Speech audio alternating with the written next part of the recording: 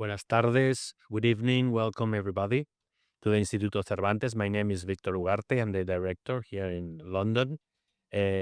Welcome to this series that we started some weeks ago. We have today, and I want to welcome Nuria Capdevila-Argüelles and Duncan Wheeler. Thank you very much for being here.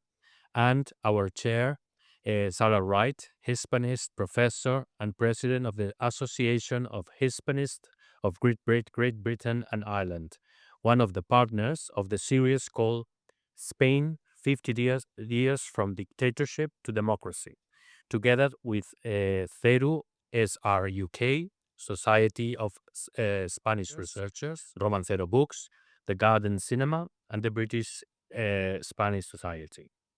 Today, 50 years ago, exactly today, 50 years ago, Franco died in Madrid, and everything started to change in a very heavy way. Let me just show you, I'm not a speaker today, I'm just introducing, but I just want to show you something that was published very recently by one of our speakers recently also, William Chislett, and it's a very, very short statistic that you can read here. This is the population of Spain in 1975, 35.8 million. 2025, 49 million. But take a look of foreign born residents, 166,000, and it's 70 and 9.4 million right now. Well, there's also the per capita, which is in 50 years, so it's not as important, but I just want to figure out these changes. So Spain is really, really a different country nowadays.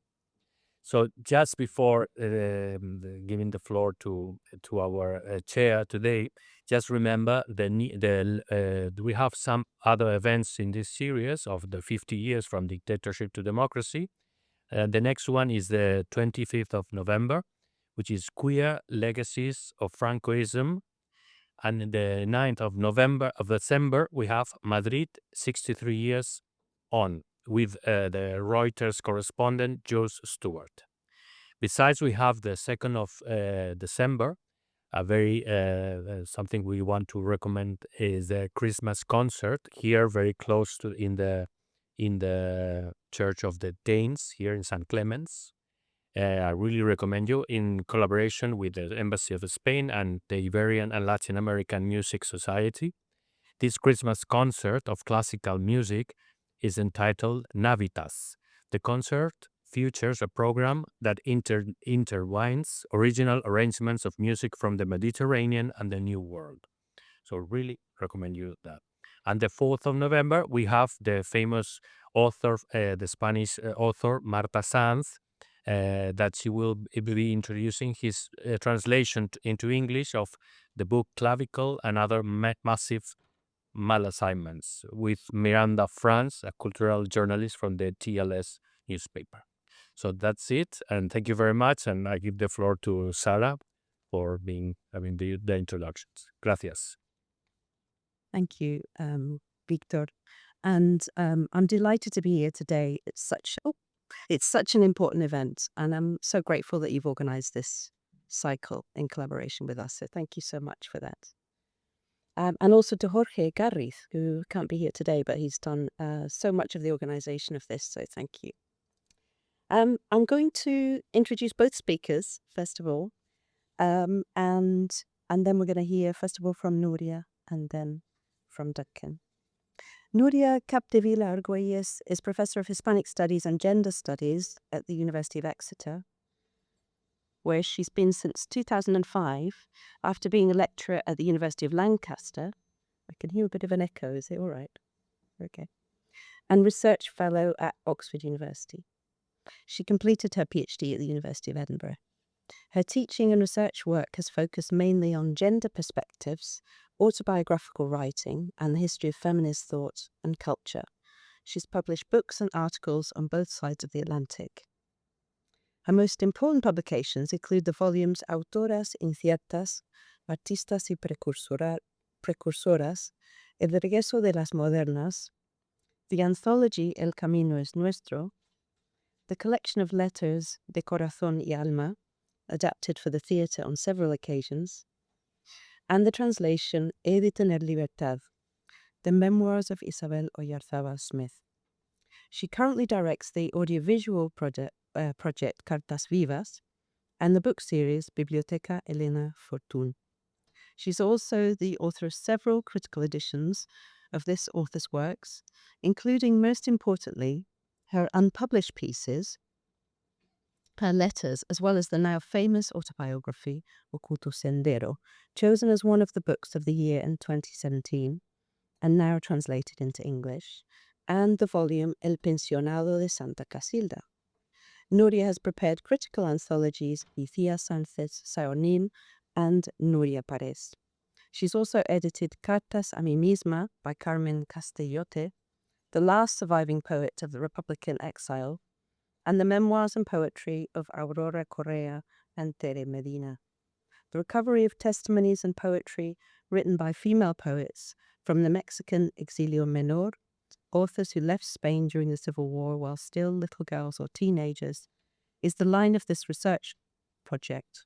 And she's currently developing this with the publisher Terremozas, supported by different institutions and universities in Mexico and Spain.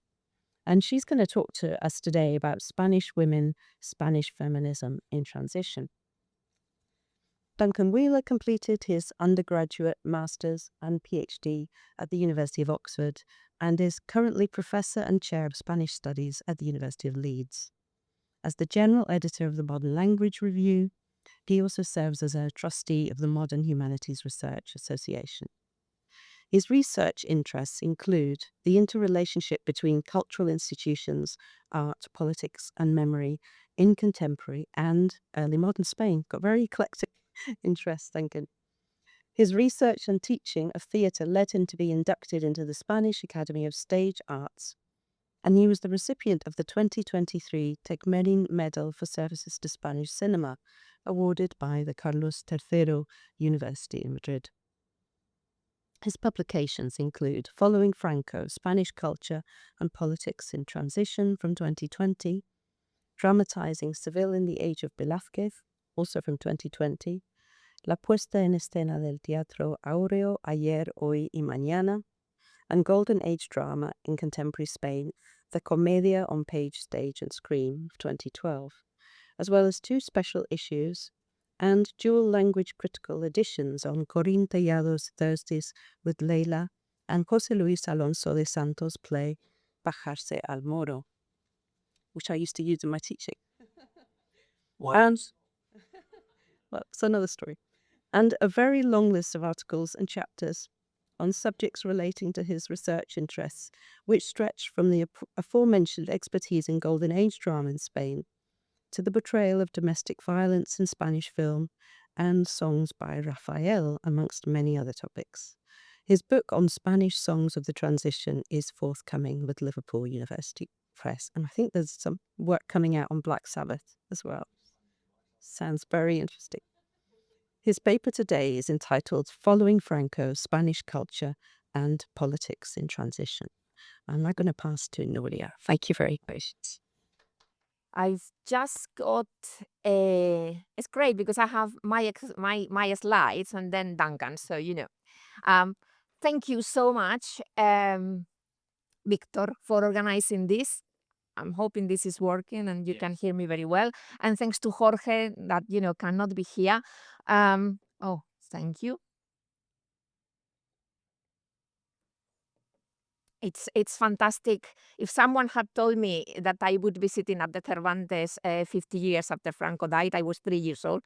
At the time, I wouldn't have believed it, but it's a real gift for a Hispanist to be here today and to be sharing the stage with Duncan. But I actually have a huge challenge today because I've got to talk about the transition to democracy as such a great story from a feminist perspective, from a perspective that takes into account the story of women, and it is a huge challenge. As you can see in that photo, well, yes, there they are, quite a few of them. But actually what I have to do today is take you on a journey from more or less this time And I'm kind of going to take you to a moment. That's actually, yeah, my first. A moment I'm incredibly proud of as a feminist, if I can show it to you. Not that, this one. Yeah, there we go. So I've got to take you from the beginning of the transition to democracy and what is happening to feminism then until a really, really important point in women's history and the history of feminism in Spain, which is the year 2018, the Marea Violeta, the Purple Tide. And I'm sure everyone here knows what that is. That is the center of Madrid. And what we can see in the street is women. And they are there demanding, among many things, that what the Constitution says in terms of equality is actually cumplido, fulfilled, that it happens, that is true, that the equality de facto happens. So let me go then one step backwards to the beginning of the story. Franco dies in November of 1975. And interestingly enough, the first jornadas feministas happened already in December. And that cannot happen unless there is a feminist movement already existing. Now, after 1975, a lot of work on feminism is going to be happening. And as a theme, is going to gain importance, especially in British Hispanism. One of the things that is going to happen is that the debate on feminism is going to be characterized by orphanhood. It seemed that gender equality and all the themes around it was new. And that we had to start talking about el problema de la mujer after Franco died. When actually, el problema de la mujer, la cuestión femenina, women as a problem, and Spain as a problem have been related throughout the 20th century always. And if we use what in the year 2018 would be called a gender perspective, these two things would have always been together. So in 1975 onwards, feminism accelerated during the first times of the transition to democracy. And 1978, we have our Constitución, and we have a couple of articles that actually talk about los españoles and about equality being enshrined in our Constitution. One of the very important feminist lawyers at that time, Cristina Alberdi, and also very active in politics, she tells a fantastic anecdote about what was happening at the time with el problema de la mujer. Now, there is going to be a law in 1981 making divorce legal in Spain. And one of the very few memories I have as a child of seeing things related to the Spanish transition to democracy on TV is seeing on telly the debate in Parliament about la ley de divorcio, the divorce law. And I remember, and anyone that is Spanish here will probably know the name Jorge Bestringe, a politician that belonged to Alianza Popular, crying because he was not allowed to vote en conciencia. He was the son of parents that were divorced, and he couldn't vote in favor of divorce. And I remember as a child being absolutely mesmerized by the image of TV of Parliament debating a law that was designed to change the position of citizenship of women and really stop that very embarrassing fact that they were minors at the time the dictator died. So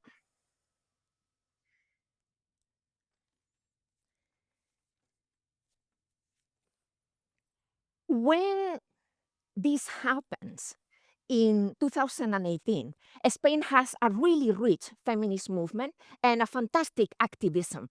Otherwise, that wouldn't have happened. In this country, there hasn't been a purple tide. But if we go backwards in time, and this is my big challenge because I need to connect this, I need to demonstrate via this image and what happens between this time and 1975, that actually, from the point of view of feminism and women's history, we are still in transition. And in fact, the whole of the 20th century can be considered as a series of transition. We went from a dictatorship, Primo de Rivera, to a first attempt at democracy, La Segunda República, then to another dictatorship, Franquismo, lasted a very long time, and then to another democracy. And a transition that, was supposed not to continue into another dictatorship. So that cycle had to be broken. Now,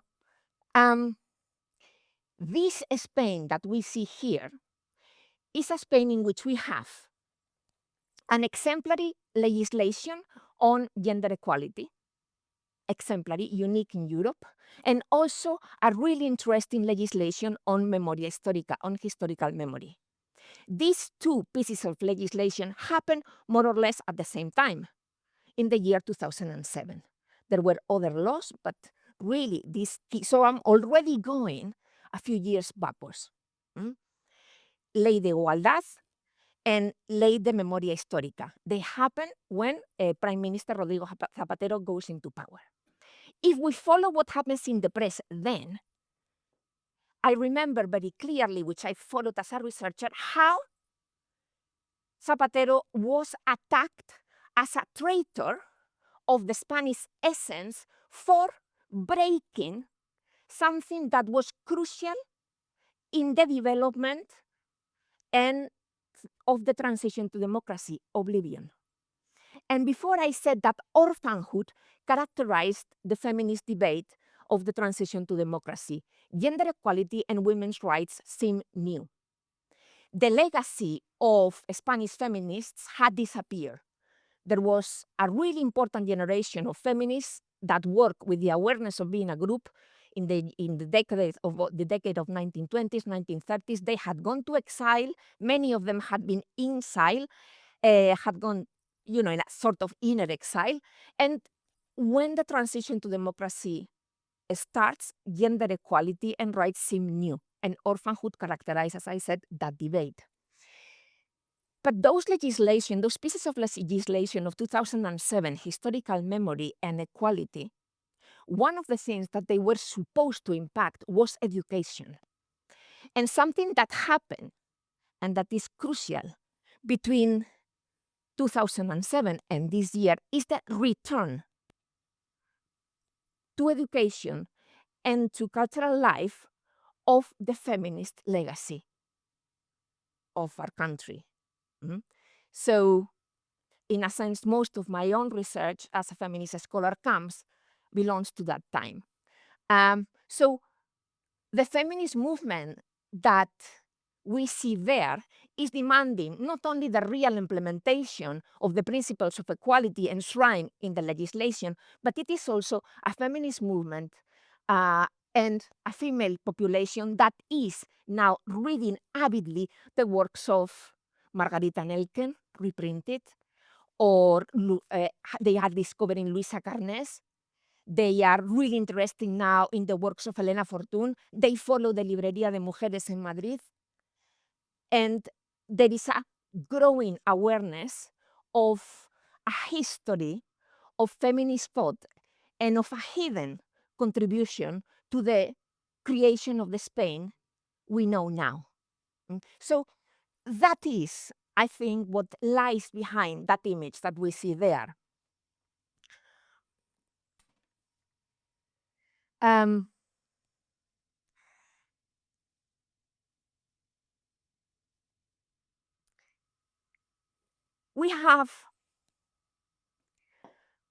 chosen a totem of this feminist movement that we now so avidly read about and study, and it's Maria Zambrano.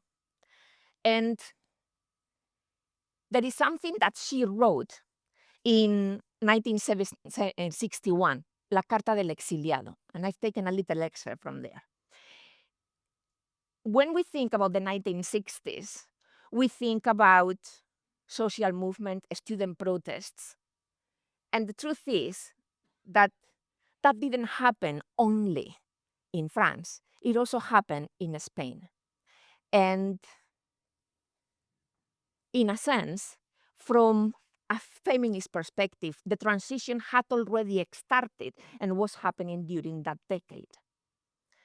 Away from Spain, in exile, Maria Zambrano, fantastic philosopher, one of the best disciples of Ortega y Gasset, along with Rosa Chacel, wrote the following. And I think I would say that the best art and the best literature always are somehow prophetic. What is here? There we go. I read it in translation. She wrote, and I insist, it's 1961, and she sends this Carta del Exiliado to Paris, to a conference to be read there. We are memory. Memory that aids recovery. To be memory is to be the past, but not a past that simply fades away. Those afraid of memory fear that it will reproduce the past, or rather, something from the past that must never happen again. And to prevent it from happening, they believe it must be forgotten. The truth is quite the opposite. So after that, her letter, Carta del Exiliado, continues, and she talks about her generation being a generation of ghosts. She never talks about exiliadas or mujeres. She will never use the feminine. But the truth is that after Franco died, and as British Hispanism has reminded us very often, a pact of oblivion happens. And there is a sort of unwritten pact that we will not discuss, that if they wouldn't be discussed in the public arena, in politics, the big and painful events of the 20th century.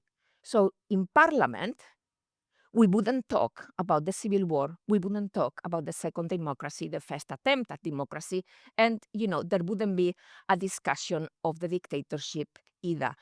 And much older me, I think I must have been about, 40 or so, I remember being in Madrid and listening on the radio in a taxi. Actually, must have been the year for sure, 2007. I remember hearing Esperanza Aguirre saying, ¿Qué es esto? We had agreed not to touch the past. We had agreed to do it. And she was really, really angry that pact of oblivion was going to be broken, and the legislation on historical memory was going to happen. But to me, the crucial thing is that already in the 1960s, we have Maria Zambrano talking about the importance of memory, talking about the frequency and recurrence of ghosts, talking about history of Spain being somehow the history of the Spanish tense modernity, a ghost story. And actually, that is what Hispanism would be saying when analyzing the culture of the transition to democracy. Well into the transition, in this country, Hispanists would be talking about the culture of the transition to democracy being a ghost story. And I'd like to share an anecdote from my teaching with you.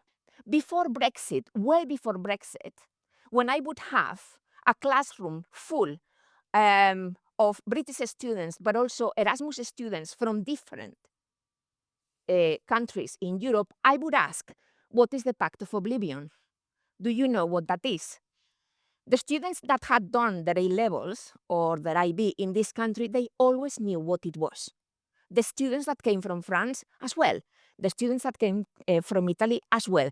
The students that came from Spain didn't have the slightest idea of what that was, which for me showed that it was so perfect, that it was so effective, that it even worked in, the new generation, which is something that we were discussing before. But, Maria Zambrano is always very careful, like her generation of feminists, not to talk about the specificity of women's experience. But the truth is that the main ghost produced by the dictatorship and by our tense relationship with modernity are women. And the ones that are returning and really changing culture discourse and historical discourse on the Spanish modernity are women. And it is the generation of Maria Zambrano with all the women from the Silver Age that they are making us reshape and rethink el problema de España and Spain's tense relationship with modernity, and also, thanks to the feminist movement, the transition as something ongoing, because for us, for feminists, the transition will not be finished until true democracy, that is to say, a parity democracy, exists and is visible. Equality needs to be represented. And because equality is not going to be achieved, I think the destiny of Spain is to continue being in transition. But I wanted to finish today, the last thing I wanted to do today, apart from bringing to the fore this contribution of Maria Zambrano, talking about the importance of memory and worried about the institutionalization of oblivion and trying to advise from exile of the importance of that not happening, when of course it would actually happen, I think it's incredibly important. But were we to find her,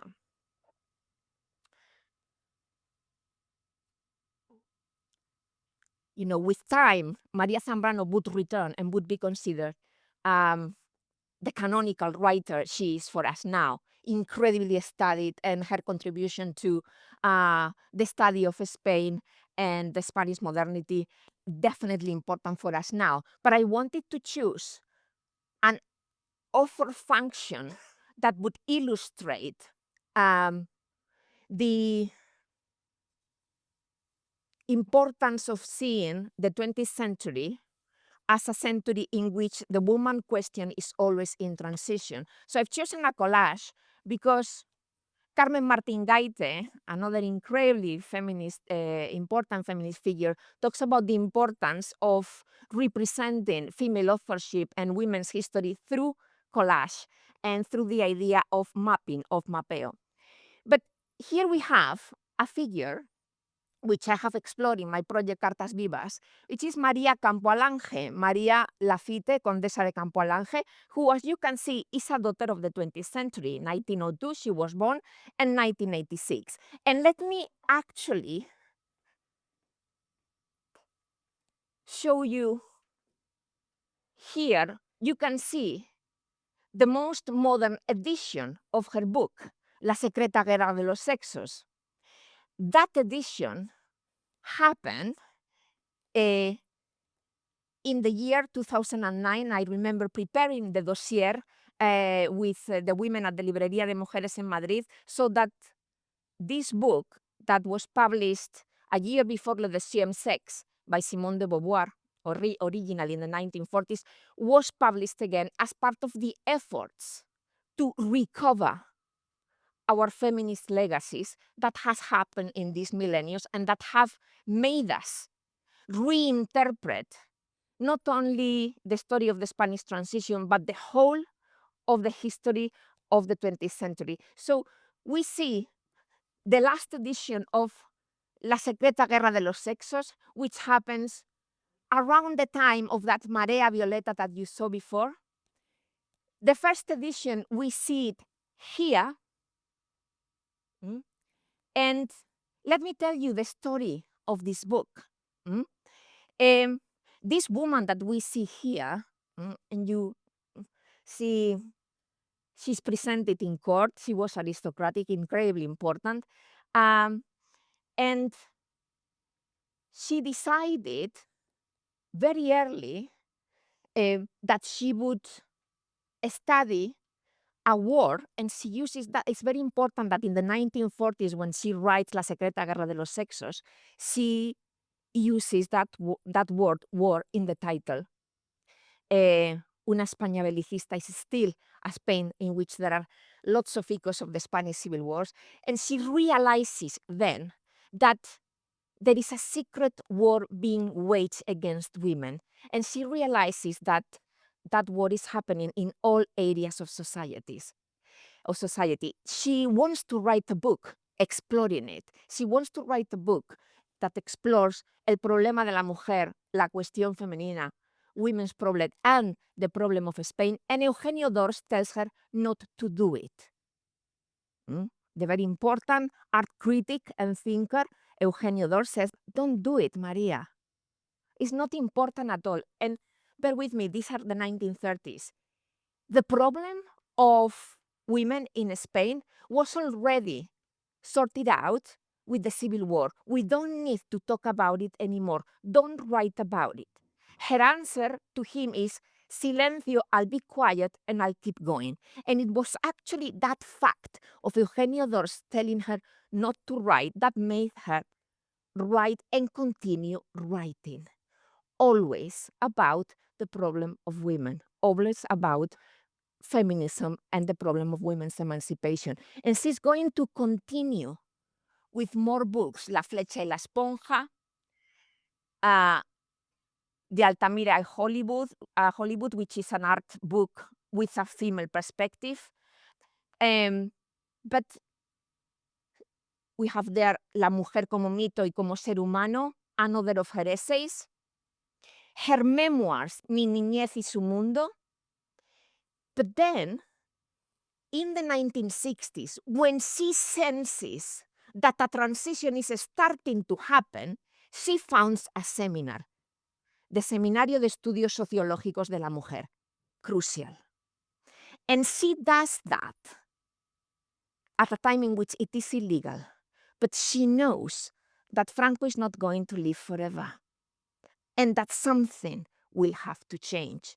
The situación, she says, the situation of, social backwardness of women during the dictatorship. So she gathers a group of women around her and they meet every week to study the situation of women in Spain from a sociological perspective, cultural perspective, medical perspective, everything. She studies non-stop with a group of women around her. What happens? That many things happen, actually. One of the things that is going to happen is this book that we see here, La Mujer en España, 100 Years of History of Women in Spain, published in the 1960s. That book, the most fascinating thing about that book, to me, which is very heavy, very big, is that in order to research it, she didn't go to the library. What she did was make phone calls, get in touch with people, and portray all the women that had gone to exile and were still in touch with Spain, write to them, recognize their contribution, what they had done in the 1930s, what they had done prior to the Civil War. She also portrays the Spain in which she lives, and she anticipates what is going to happen and talks about the young thinkers, writers, and painters that are active at the time in which she writes. So she continues the feminist movement that was so active prior to the Civil War. She continues it, and she places it in the Spain in which she lives. And then she's going to be behind all these cuadernos para el diálogo. Here we have one, another one, and here another one, but she did more. Cuadernos para el diálogo, notebooks for dialogue, that she starts to publish with her seminar throughout the 1960s and the 1970s on women. So there were many cuadernos para el diálogo, but for me the fascinating thing of that title, Notebooks for Dialogue, which is the same as saying Notebooks for Transition. Notebooks to talk about a problem that is going to be crucial in the times that are really surely going to happen in Spain. So she's going to do quite a few of them. The most interesting in my opinion is this one. This one had 4 editions. It's fascinating. We have names like Manuela Carmena, a very young Manuela Carmena writing there. Cristina Alberdi, fantastic book. And right before she dies in 1986, so the seminar is going to continue working, and they are going to be in favor of the constitution to democracy when there were feminist groups that were against the texto de la Constitución because it didn't guarantee the emancipation of women. It didn't. It was written about los españoles, los individuos, and there are many articles that if we change the noun group, los españoles and los individuos, and we include women, they read very differently. But she was in the group that said, please, this constitution needs to pass. It needs to happen.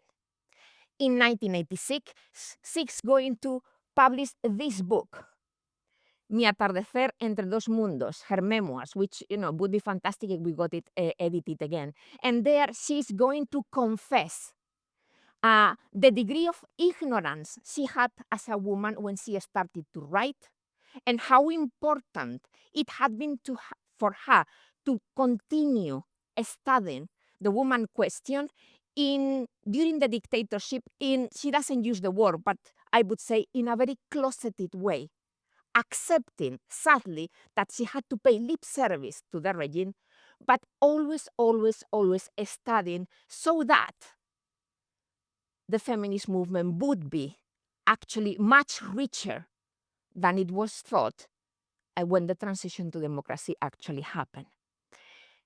In 1999, a very humble book, but very thick, was published called Españolas en la Transición, Spanish Woman in Transition. The excluidas, once excluded, two protagonists. That book was a homage to Maria Campoalange, but it was 1999. And only then, that group of women that had been active, trying to influence different sectors of society and trying to have the woman question always present and having an influence in the population, wrote and published this book as a homage to Maria Campoalange. But it took quite a while. That book was one, to me, of the first books that really kicked off the process of recovery of the legacy, of the feminist legacy that was hidden, silenced but not silent by the dictatorship. Yes, so, I hope that that you realize how important it is to keep this momentum that has started in Spain of recovering a legacy of female author writing on all areas of culture.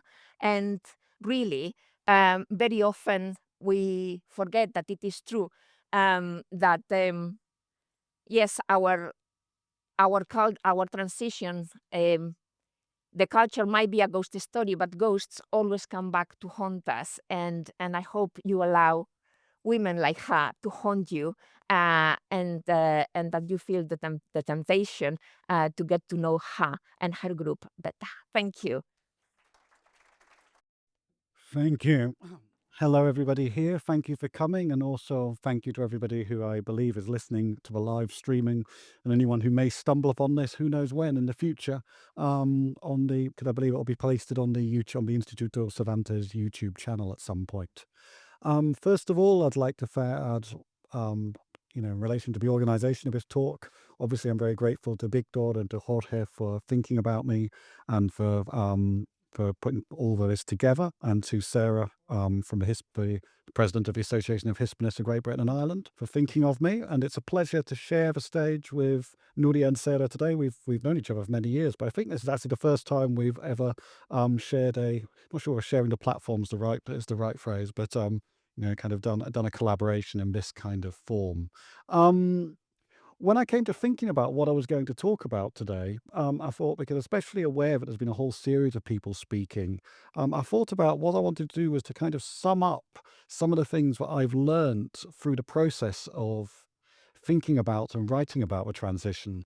There was a bad joke, or you should never joke about the truth, they say, shouldn't you? But this was definitely the truth, by my publishers and some of my colleagues, which was that my book on the transition took longer to write than the transition took to do. I won't go as far as saying that writing my book was more complicated than taking a country from dictatorship to democracy, but it was a complicated process. And I wanted to talk today really about kind of be reflective about why and how it was a complicated process.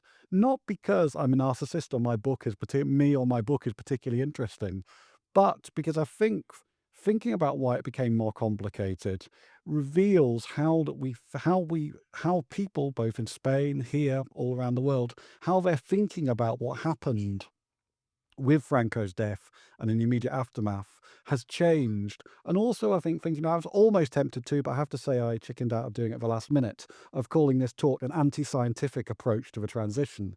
Because the reason for that is, what I want to bring to the fore is, by talking about my experience, is how we understand transitions, how we understand such monumental changes in history, is actually informed by our positionality, where we're coming from, where we're writing from, psychological elements, etc. And I think that now what's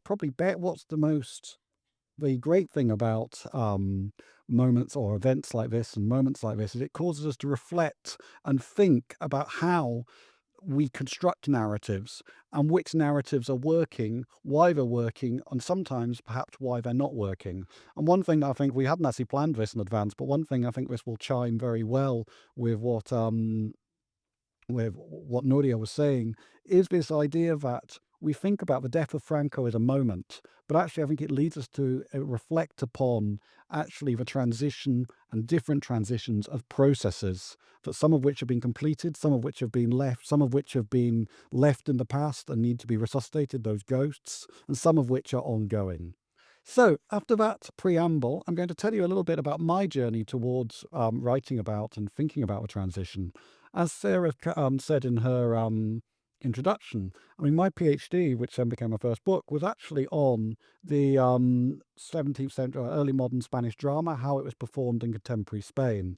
Because it had those two elements of early modern Spain, contemporary Spain, I really had to get to grips a little bit better than the knowledge I had about. I kind of had intuitive knowledge, but not definitely not scientific knowledge of Spain's recent history. I can still, thinking about Franco's death, I can still remember sitting in the Taylorian Library in Oxford reading Paul Preston's biography of Franco.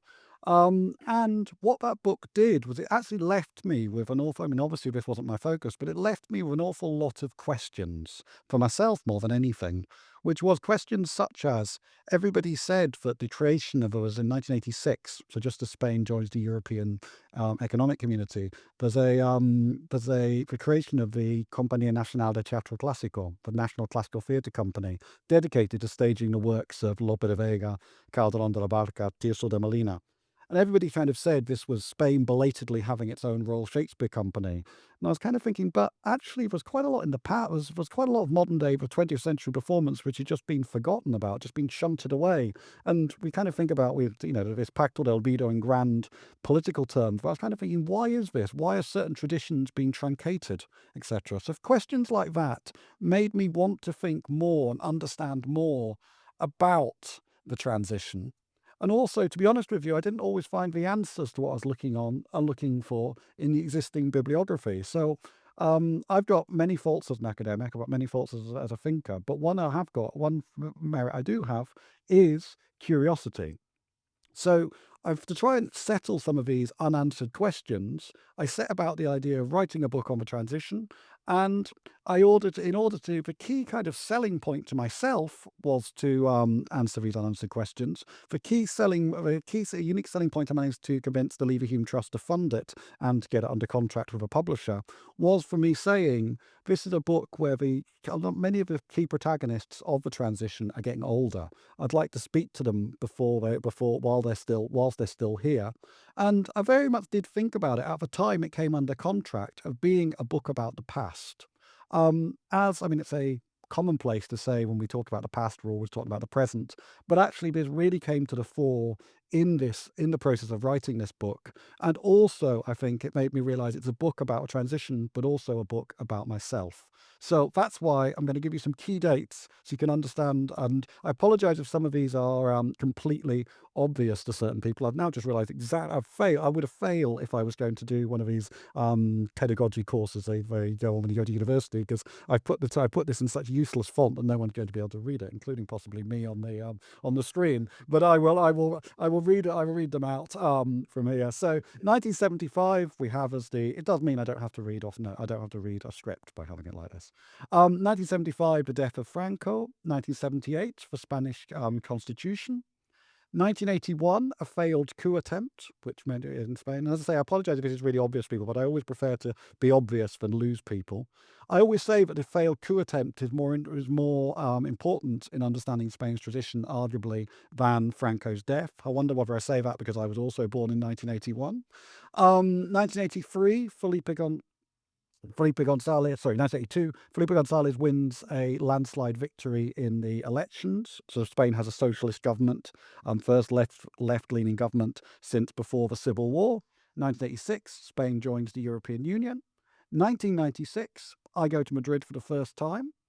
2000 to 2004, I do my undergraduate degree.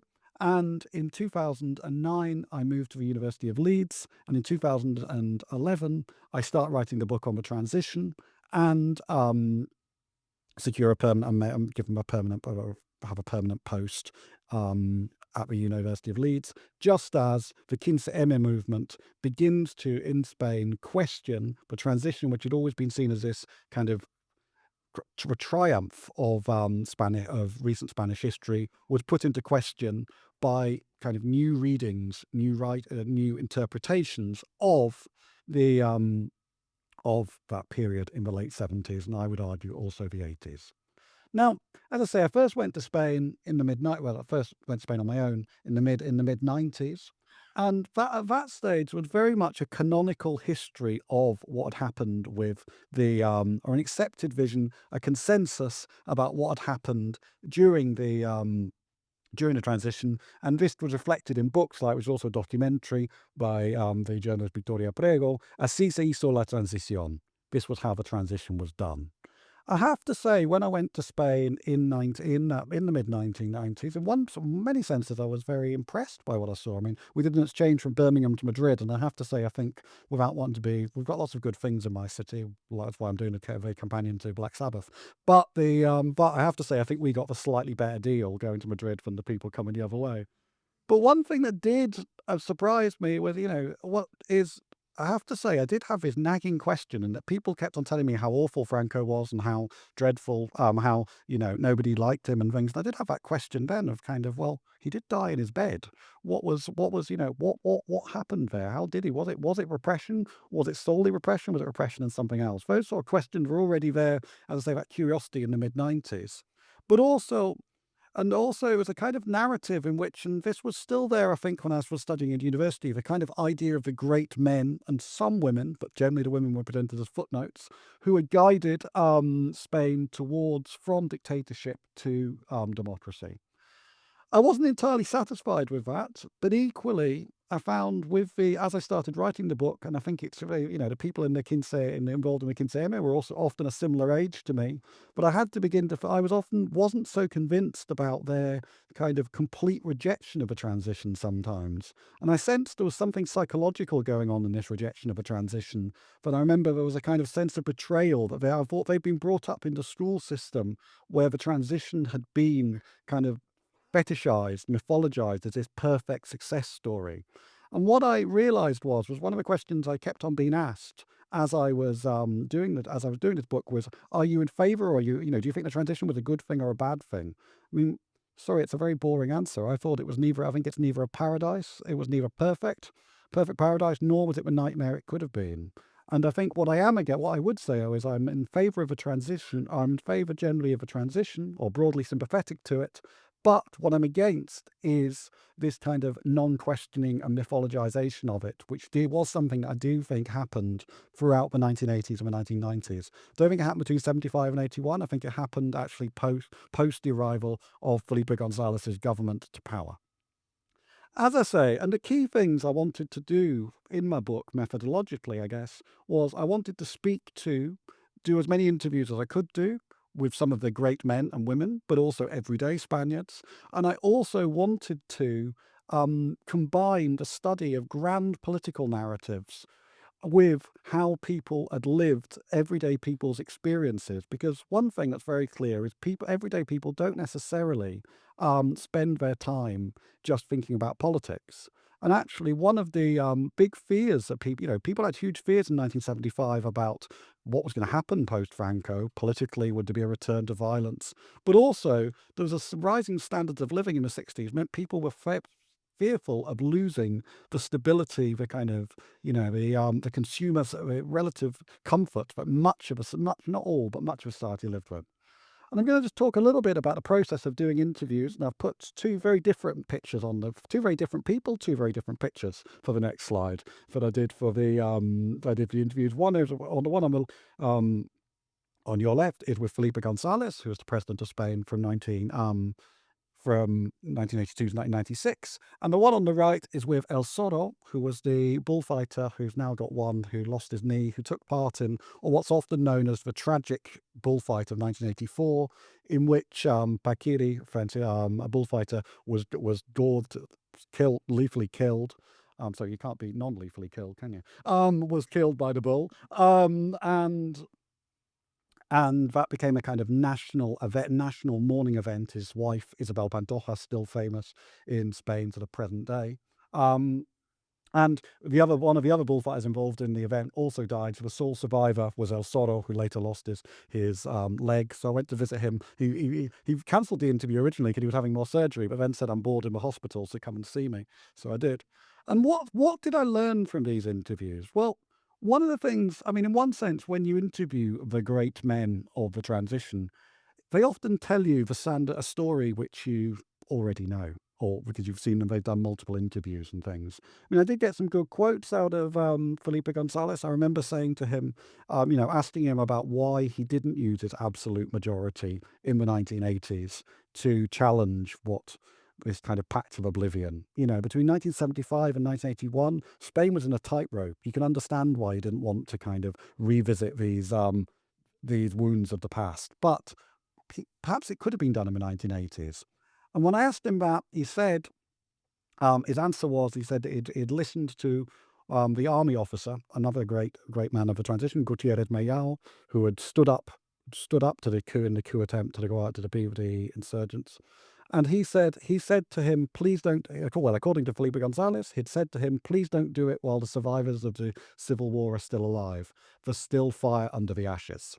So that was, quotes like that were useful. But actually more useful than that to me was what I realized was how, Felipe González has achieved far more in his life than I will ever achieve. And, it's in theory, why should he be bothered what I think of him? But what was interesting, and I'm using him as an example, and I could use this with politicians from across the political spectrum from the period I spoke to. What I was amazed about was how defensive they were, and how used they were to only dealing with people who were sympathetic to their perspective. So I will just give you one example of this. Is that one thing that did strike me in that first trip to Madrid in 1990, in the mid to late 1990s, was seeing someone with a syringe in their arm. The first time I'd ever seen it was somebody who was taking heroin. And it was at the end of a heroin epidemic. It was Spain, one of the kind of, was, as I say, it wasn't a perfect process, wasn't an easy process. In the 1980s, the kind of number of people in Spain who died from drugs overdoses was huge. Javier Cercas, the novelist, refers to it as the civil war of his generation. And when I asked Felipe González about it, I said, was it a mistake to decriminalise heroin, which was in the early 80s? And I think it was partly done as a reaction against the kind of the idea of everything was prohibited under Franco, so we should let anything go. And he got very defensive and said, no, my government was a reference point all over the world for how well we dealt with the drugs epidemic, which just, it's just not true. And that was what to me was interesting about kind of this idea that perhaps a legacy of Francoism was, although there was this excellent coming together and putting differences aside, there was still this kind of idea which is more fitting with a dictatorship and a democracy of you're either with me or you're against me. That came out to me very clearly. And speaking to El Zorro, something completely different, what also made me reflect about this was this idea that we often see, as I say, this idea of the danger perhaps of focusing on moments, is the idea that once the socialists come in, there's a new democracy, it was a new kind of democracy, then Spain changes completely overnight. But actually, in 1984, what do you have happen? You have the nation captivated by a bullfighter killed on stream, who then is married to a folkloric singer. What could be more kind of traditionally, kind of old-fashioned Spanish than that? And actually, what that made me reflect upon was how so many different temporalities and different lived experiences coexisted with each other. And I think for me, that was one of the reasons why I wanted to focus so much on popular culture. I wanted to focus on popular culture because looking at the reception of it also, allowed me access to these lived experiences. So, for example, I did a translation of Corin Tegal, biggest selling author of all time in the Spanish language. Can't buy books anymore, but wrote these romance novels, which actually you can read. I've read loads of them, and you can basically read them, and you can work out exactly when they were published based on how much the vocabulary used, how much erotica there is in them, etc. I originally got into that because I wanted to find the letters that had been written to her. Unfortunately, they didn't survive, but I ended up translating it. And then figures such as here, the singer Rafael, who Netflix is just about to do a series on him, and El Cordobés, the bullfighter, who the Beatles originally played. The Beatles first played Spain because the manager of the Beatles, Brian Epstein, had an erotic fixation with El Cordobés. But that's a subject for another. That's a subject for another talk. Here we have a image of Julio Iglesias with the Spain's, perhaps one could argue, greatest ambassador. He's kind of one of the most well-connected men in the world with Juan Carlos and Sofia. And one reason, as I say, I found they had this access to, gave me access to these kind of lived experiences, but also I thought, why haven't these figures been written about within much of historiography? And one thing I realized was when you look at, going back to that question I asked, Franco dies in his bed. So why and how does why does most dictators don't do that? Why did he survive? Well, we have the memory of the repression. We have continued repression. But there's also this thing, which is also, and you see this very much in publications like Cuadernos para el Diálogo, is this idea of kind of bread and balls, it's often referred to, of this kind of idea of popular culture was used as a form of keeping the masses, kind of the opium of the masses, bullfights organized on Workers' Day, etc. That definitely happened in late Francosm in the 60s. But what was the response of the intelligentsia in Spain? The response was largely to just dismiss popular culture and say, when we have a democracy, we'll be more mature than this, we'll get over all this. But actually, that didn't happen. The fact that Julio Iglesias, Rafael carried on triumphing, there was still this fascination with the death of Paquiri, Isabel Pantoja doing a song, an album about it, etc. And furthermore, actually, one of the things I find really interesting is that people who write about Juan Carlos and Juan Carlos's role in the transition wouldn't demean themselves to talk about popular culture. But Juan Carlos was very aware of Hola magazine. He knew that if he was to survive, he had to present himself as a celebrity. And that's actually what he's done. And what he did is he kind of mediated himself through that as a way of accessing a huge range of Spaniards. He knew that he had as his audience, he had the people in the parliament, he had the armed forces, but also he had to make himself loved, which he did for many years, by Spaniards, everyday Spaniards across the social spectrum. Now, I've again failed in my fonts, but one thing that was interesting to me was then looking at the response to how the book, when it was published, it's received both positive and negative reviews. But one of the things to me is most interesting about this, don't worry, you don't have to read this, I just have them here as prompts to me. But one of the things that struck me as interesting was the fact that precisely the qualities that were hailed as positives by people like Paul Preston and Joe Labagni were actually put as a negative by one of the reviewers in the Journal of Spanish Cultural Studies, who basically says, what I do is I just mix everything up. I put in popular culture, I put in laws, I put in politics, and it's just all just a bit all over the place. And I should have actually just focused on something very specific. Well, whether I succeed in doing what I set out to do or not is a different matter. But actually, I think that misses what I was trying to do. Because what I was trying to do was, and the biggest compliment to me actually had been some Spaniards coming to me and saying that the book reminded them of their, kind of reading the book took them back and made them understand, made them have put together, make sense of certain experiences in their own lives and certain political things. My argument, what I've done, I think the previous book that I thought that really inspired me in doing this was actually John Hooper's The New Spaniards. But what I was trying to do was trying to say that actually not one thing leads to a country cannot be taken from a dictatorship to a democracy by a few figures, by just a few leading great men. It requires a changes in social mood, changes in social practices, and we need to use very different sources in order to construct, and it always is a construction, it's not scientific, a narrative to try and make sense of that. And actually, the irony, I think, about, to me, and I'll end, I think I will end here because I want to leave time for questions. The irony for me about the kind of, as I said, about that Kinsemi, the kind of, I'm very sympathetic to some of the things that were raised there. But ironically, one of the things that are kind of challenging this great men narrative by calling it, as I say, they're also referred to as the regime of 78. I actually think what that did, ironically, was take away agency from everyday Spaniards, because what it implied was that they were just silenced. And actually what that wasn't necessarily the case. It was all the opinion polls of the 1980s say that, and Felipe González was very, very aware of opinion polls, say that Spaniards didn't actually support revisiting the Civil War and kind of looking for people who were looking for a responsibility within what happened in the dictatorship. Whether that was the right decision or not is a different matter. But I would actually say, because of that, I'd say it was the regime of 81 was actually what took hold, which was after the coup was unsuccessful. There was basically a desire that there was no desire to go back to the kind of old Spain that was very much epitomized in the idea of a Guardia Civil holding with firing a gun in Parliament.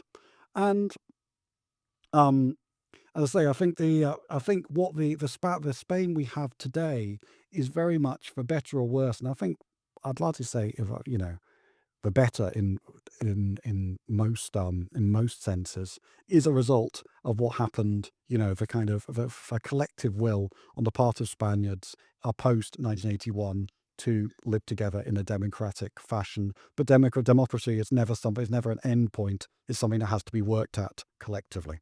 Anyway, I will leave it there and look forward to your questions. Thank you very much.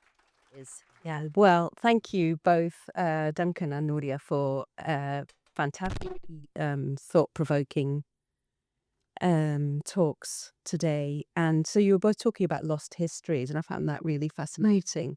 And also about the way that meditations on the way that the transition was a process involving lots of different actors than perhaps we might recently have thought of. So that's really interesting. I would like to ask, I'm going to ask you both two questions. One question to you both. So the first one is about your teaching on these subjects, because we've been talking about young people and how important those views are.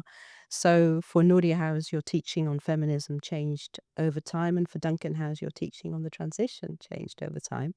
And then Nuria, I'd like to ask you about the different genres of feminist discourse that you spoke a little bit about, and where can we find key contributions to gain more complete insights into feminist knowledge? And then to Duncan, I want to ask you what further research avenues remain to be followed on the transition. So if we could start with the teaching. Does that work? Oh yeah, let's start with the teaching. Well, I've been teaching women's history and history of feminism in Spain, in the UK, always for now. My goodness, the thing is quite a long time, for over 25 years. And I've also been producing research during that time. And as I've been producing research, I've been feeling that, I need to hurry because I may be losing my sources, because what I have tried to do is to retell the history of the 20th century from women's and feminist perspective, both things. So the main change in my teaching has happened, I would say, in the last 10 to 15 years because of the number of new publications that are happening. And that has been a huge, huge change. institutions in Madrid like the now mythical Librería de Mujeres, who published books on women from the late 1970s onward. They were very much alone then. But now we have Torremozas, Renacimiento, Hoja de Lata, lots and lots of independent publishers really absolutely committed to recovering a genealogy of female author writing in all genres as well. Poetry, essay, narrative, theater. So that has been, I guess, the main change in my work, that I do have many more sources now, because there is now a bigger group of cultural actors really, really feeding that thirst that I think it's absolutely obvious in the Spanish public to know more about the feministas of the Edad de Plata, the feministas that were active during the dictatorship. And there's also a lot of curiosity by students to know about feminists that were active during the dictatorship, because they like to know how women managed to disobey. And that is something I find wonderful of my students. So that's a bit about the teaching. That's fantastic. Thanks, Nuria. And Duncan, yeah, can you start with the teaching? It's a topic of teaching, yeah. No, I mean, it's interesting because I've taught both. I mean, basically, I used my students at Leeds as my guinea pig for the book, because I basically tested the ideas out on them. And it was, you kind of work out when something wasn't working when they didn't understand it, because if they didn't understand it, it means I wasn't explaining it well. So that was kind of actually very useful in the writing process. It was also interesting to see how generations change. So for just to give you one example, which some of you will be familiar with the Peoples, apologies if you aren't, but there were two Spanish singers. I mentioned Rafael, the kind of 60s, and then Joaquin Sabina, who's a kind of singer-songwriter, kind of prototype of the transition, bit of a kind of unreconstructed a sort of male of the 1970s. And when I started teaching, so when I started doing this in about 2011, the students all thought Joaquin Sabina was kind of great. They liked the poetry, and thought Raphael was a bit naff. By the time I got by a few years ago, it was the reverse. They thought that, like, Joaquin Sabina was this kind of disgusting old man, and Raphael was kind of this cool kitsch guy. So to kind of understand, kind of trying to get my head around why that change had happened was actually very interesting for me. And then teaching the transition, and then I've also taught quite extensively at the Carlos III University in Madrid. And it was a challenge, because it was a different thing but you didn't have to do as much introduction on the individual figures you were introducing. But actually, it was a constant surprise to me what people knew and what people didn't know. I mean, you mentioned the thing about the kind of pacto de... I mean, I basically got it wrong on a weekly basis, but it was instructive getting it wrong on a weekly basis. I'd go for a long explanation on something and people wouldn't really have any idea about it. And it was what I did find really instructive about it was actually how, despite what I'm reading today in the paper, actually, and all right, university students is a selective thing, is actually more general, not just about their own history. The Spanish students were much more politicized and politically aware, actually, than UK undergraduates were. So they kind of, and then the other thing, but what there has been is a general shift away, which makes it harder teaching the transition. I don't know whether is concepts like the Cold War and things like that. Actually, you have to explain more and more. So it's things you could just say, well, Franco survived because of his anti-communist bent, which meant he wasn't exactly liked by the US, but he was an acceptable figure. Now you have to spend 10 minutes on explaining that before it could almost be a throwaway comment we could take as given. Great. So are those the other avenues that you're thinking we need to? No, I mean, I'm just going to go and write about Black Sabbath for a few years. But no, I mean, I think what's left to be done is to me, was the big gap in the scholarship is, what I'm about to say was huge. There are massive exceptions to this, but an awful lot of the bibliography is either a kind of very, very specific history of, kind of MPs in this town between 1979 and 1982, and very descriptive, or big survey guides of a transition.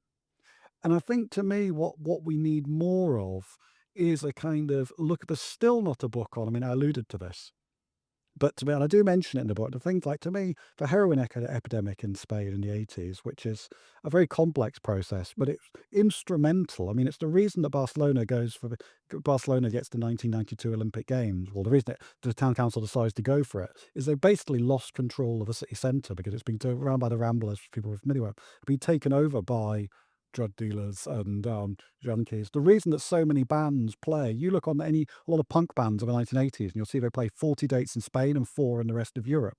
It's because it was easy to get hold of drugs.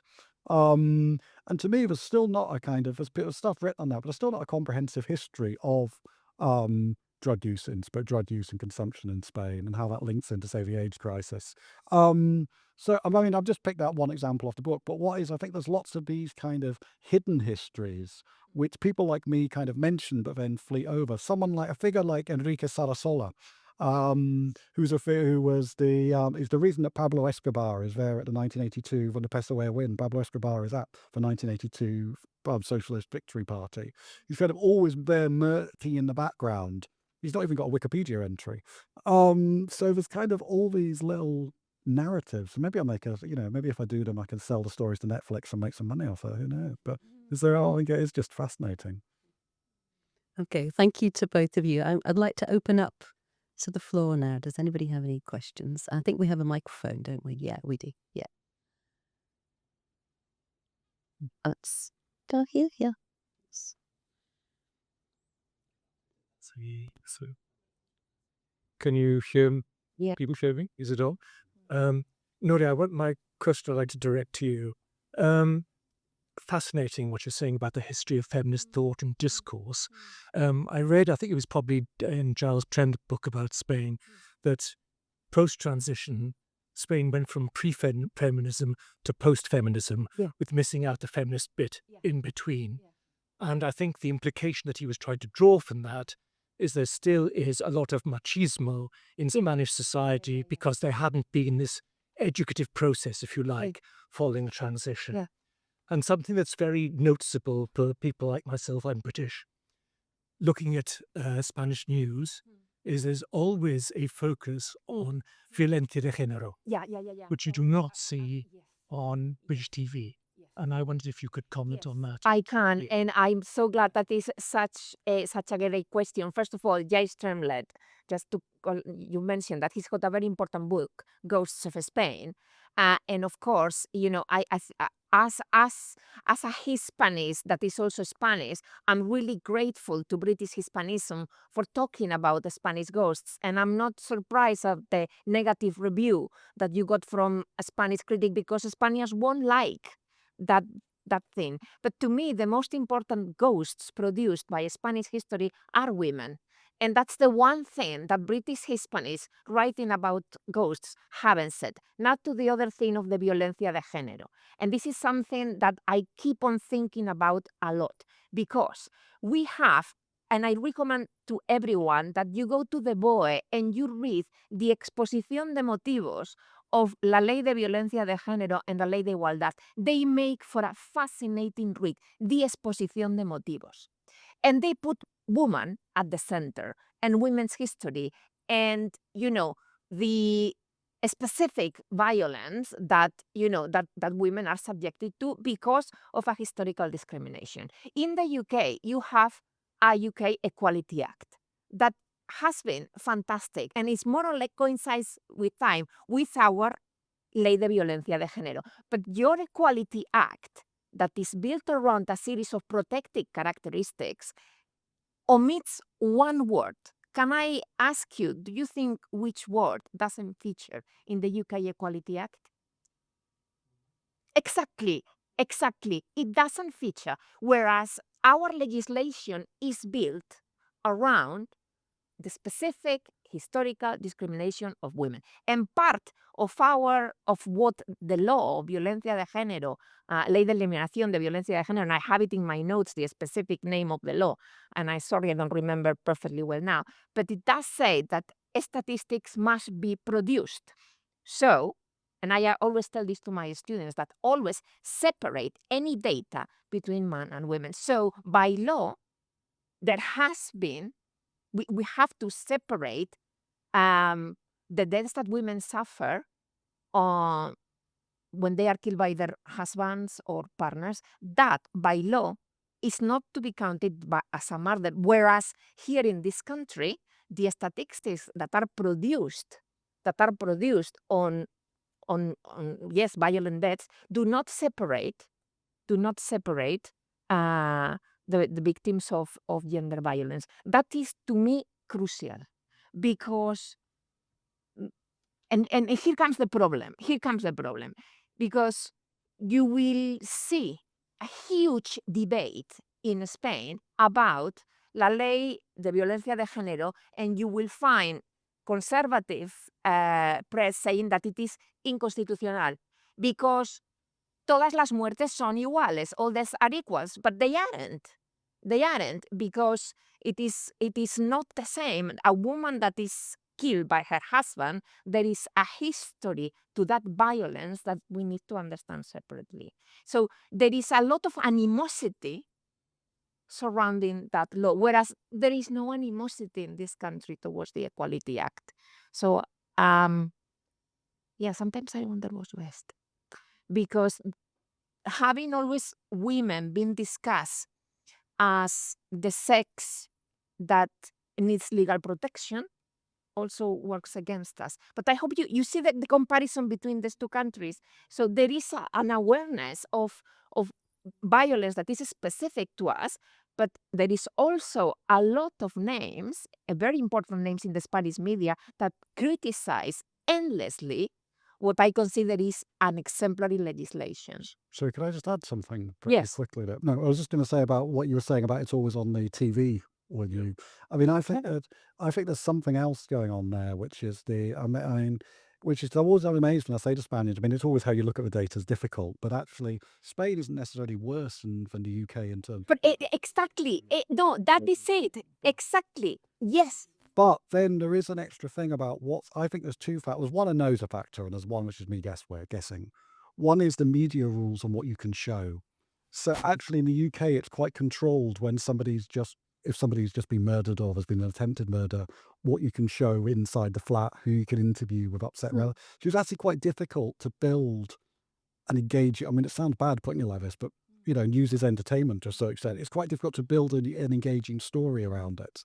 Whilst in Spain, when the rules aren't so strict, you can speak to a relative who's crying.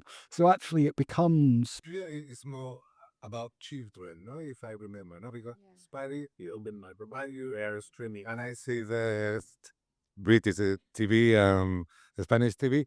Normally here on BBC is what I see. They talk about children more when someone killed children, more than women. I don't know why. From time to time there is a woman. Do you know there is a violence, gender violence? No. But it's different in Spain. It's more focused because what you say. Yeah, because we are by law that those deaths need to be counted every year separately from. But just as an anecdote, I'm always just looking at this, how women are represented in society, and I'm very interested in the contrast between the two countries in terms of legislation. So the COVID, the pandemic, okay, and we're all watching TV, and the BBC just says,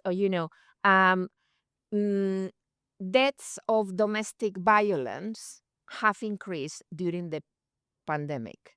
Okay, I've got a problem with that. Because, okay, you are saying they are domestic violence because we were all at home. But actually, those are violencia de género. That stat, I'm absolutely sure, was about women, but the BBC wouldn't talk about gender violence. They will talk about domestic violence, whereas our legislation is very specific that gender violence doesn't happen only in the home, and that is not to be confused with domestic violence. And I found very interesting that during the pandemic, the BBC would have their, the thing about domestic violence, where actually that way of saying it erased the fact that it was a type of death that women were suffering. I think this is fascinating conversation. Yeah, I've got another person here. Yeah. Well, my question is for Nuria. Thank you very much to both speakers for your interesting talks. There is a big concern in Europe about the rise of the extreme right, and there are some data from recent polls in Spain, with the support to the extreme right peaks among the young male voters, but it doesn't have a kind of singularity for the young female voters. Apparently, there is a big difference about the perception of. But what do you think about this? Do you think that young women are going to save us from the extreme right? No, young women are not going to save you from the new right, because we will never have. I mean, and I'm not going to be including myself in the young women, sorry, but they will never have, the young women, or which will be older in the future, enough power to defeat those who have had power forever. And I don't think, by now, I'm coming to, as a feminist scholar, I don't think we are ever going to see real equality, de facto equality. I think our role as feminists and the role of young generations of feminists is to learn how to be vigilant, to be able to basically secure the rights that we have fought so hard to achieve, because they are always questioned and undermined, always. Abortion, etc.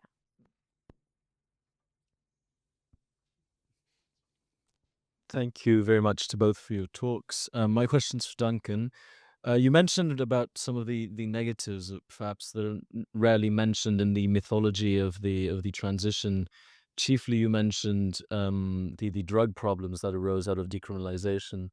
Are there any other problems that come to mind? I mean, obviously, drug problems after a change in government, occur anywhere. You could say the post-Soviet Union alcohol, and obviously decriminalization in Portugal, I think around 2001 also happened. So, maybe there are other things that you were thinking of when you talked about the negatives of the transition. Yeah, I mean, exactly. I mean, I was just using it as one example, and you're absolutely right. I mean, you could think about kind of the violence from both. I mean, the most obvious one is the ETA violence, but there was vigilante groups from on the far right. You could think about the kind of what got lost with those silences, people who weren't able to grieve. The kind of Francoism systematically commemorated the dead on their side of the war. So even if you accepted the narrative, which I don't, but even if you did accept the narrative that kind of barbarities were somehow equally committed by both sides of the Civil War, then it wouldn't be fair because one side got to mourn it. Exactly. For me, I mean, as I say, and for me, the big issue is I don't think anyone could have done it perfectly. So I think it's not for me to come along and say, Juan Carlos, Felipe González should have done this, should have done that. What I do think is, I don't think it oddly favors their placement in history, being so defensive. I think it's just saying, I think it's just being realistic and saying it could have been done better. Of course it could have done. It could have been done a hell of a lot worse as well. Yeah.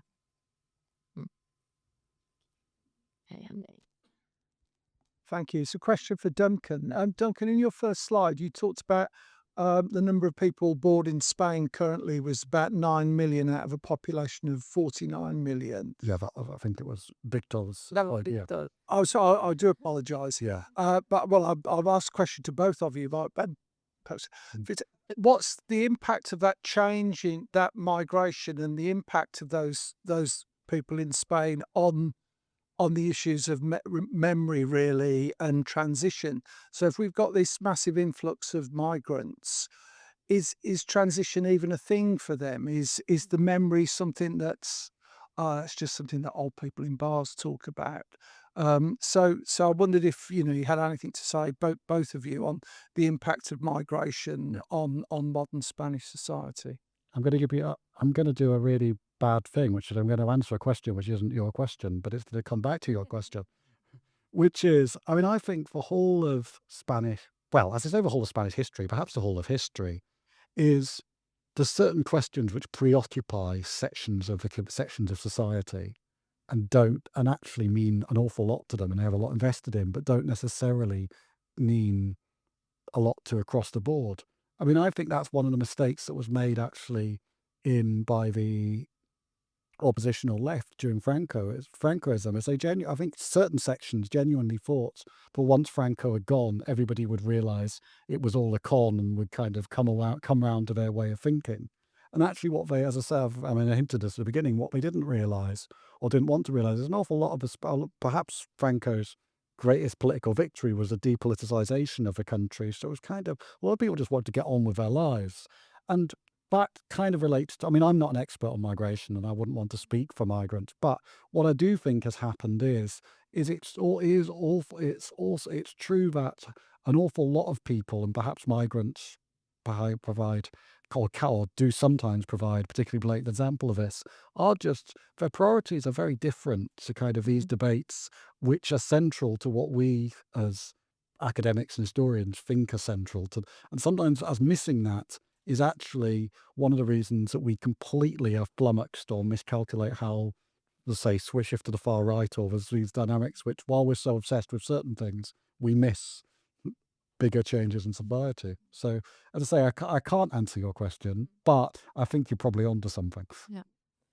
I'm not an expert on migration either, but again, from a feminist perspective, something that has interested me that I'm going to kind of introduce here in my own experience of being a Spaniard that luckily has the one thing all Spaniards need to have so that people don't feel sorry for you, a pueblo. So I am a Spaniard that has a pueblo. If you don't have a pueblo, everyone feels sorry for you. And I'm fascinated by the arrival to both the village of my dad and of my mom of women from South America, mainly, getting married to men the generation of my dad.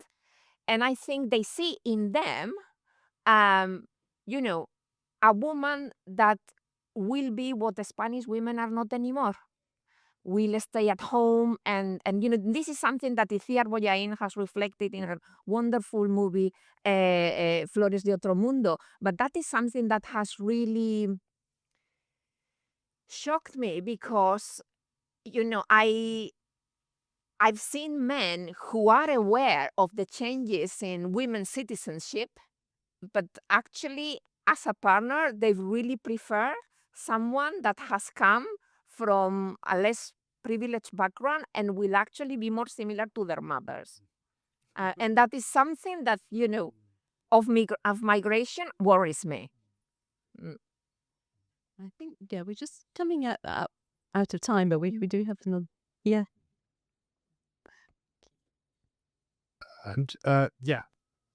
And so just, I suppose mostly to Duncan probably, you're kind of, I was interested by your critique of the 15 regime of 78 thing.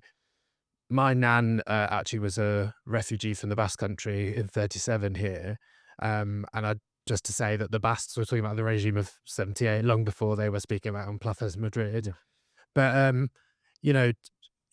and I think my nan living in this country years later, really appreciated the transition and saw it as a positive thing, a peaceful thing, no return to the war that had, forced her to leave her country.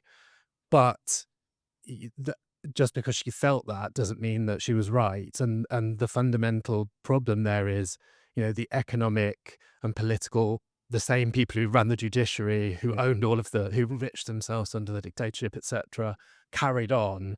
And that's the continuation of that.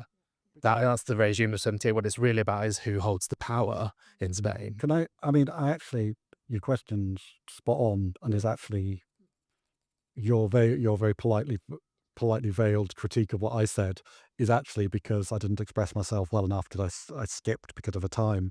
I mean, I think my issue with it is the naming of a regime of 78, actually. I hinted on this. I think it should be called, I think it gives this idea that post 78, everything was sorted. And actually, if you look at the statistics of does anyone know what elections in Spain had the lowest turnout since 1975? 79. And in 1979, a lot of Spaniards said they were appalled about why aren't you voting? Why? And they said this democracy thing just isn't working. And actually, to me, what gets mistaken by calling it the regime of 78 is this idea that actually the Constitution had this power in 78, 79, 80.